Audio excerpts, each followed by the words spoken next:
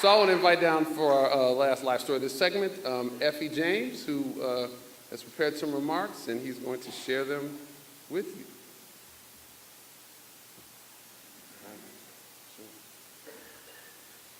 I'm not going to say I'm going to be brief. I'm going to be brief, Mr. Castle. I am a Simpson Bulldog. And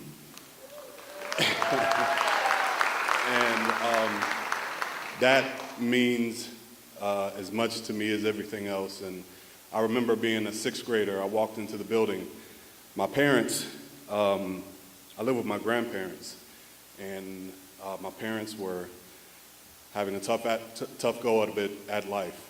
And I live with my grandparents. And I walked into Simpson as a sixth grader. And I didn't know Mr. Castle, but he seemed 10 feet tall. His presence, he walked around and he seemed 10 feet tall, and I was kind of afraid of him. He was kind of like the type of person you didn't want to look in the eye. But he walked up to me one time.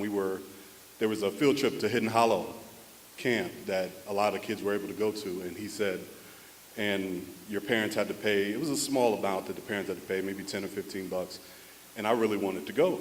And I was talking to another teacher, and he was kind of listening in. I said, I really want to go, and she said, sorry, you got to have the money. I said, okay. So I let it go. When it came time for the field trip, I had an envelope on my desk, and it said, it had the actual money in it, and the teacher said, Mr. Castle has paid your way.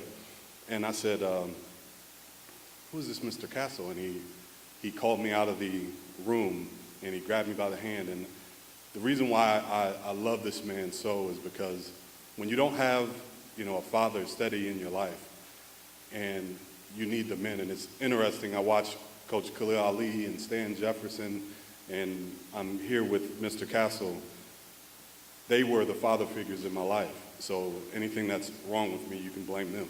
But he for the first time, he shook my hand, like really hard, shook my hand, and I didn't want to look him, and he looked, and he popped me under the chin, so I would look up.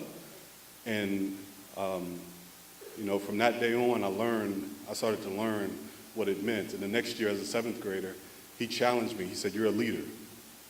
And that was the first time anybody had ever called me a leader. And he said, "You're a leader now in this school." And I took to that. Those things stuck to me forever. He was the first person ever to say I was a leader. And from then on, every time he see me, he'd shake my hand firm and he'd pop me on the cheek. And I think he'd done that to me about a year or so ago. But every time he saw me, he would do that, and I so appreciated who he is in my life. And the last thing I'm gonna say, he was so big into education. And when I went off to college and I wasn't able to finish because of an injury, I had a scholarship. And I came back and I said, "Oh, I'll finish, I'll get my degree." And every time he saw me, he'd say, "Hey, did you get your degree yet?" I'm like, "Yeah, coach, I'm almost there." Another year would pass and he'd see me again. He said, "Did you get your degree yet?" I said, "Yeah, next summer, coach, I got it." And years went past. But every time he saw me, he made sure he asked me that. And so when it came time for me to make a decision, the last time he said that to me was maybe about 7 years ago.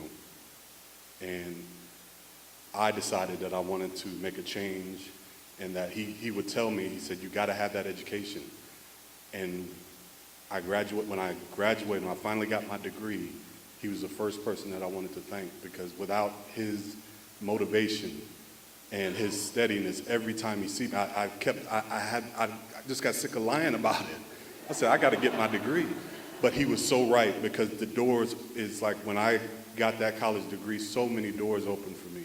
And the first person I thought about was Mr. Castle. And the fact that he has such a big part in who I am. He demanded me, he made me a leader, he made me believe I was a leader. And to this day, who I am is so much because of him. And I absolutely love him. Thank you so much.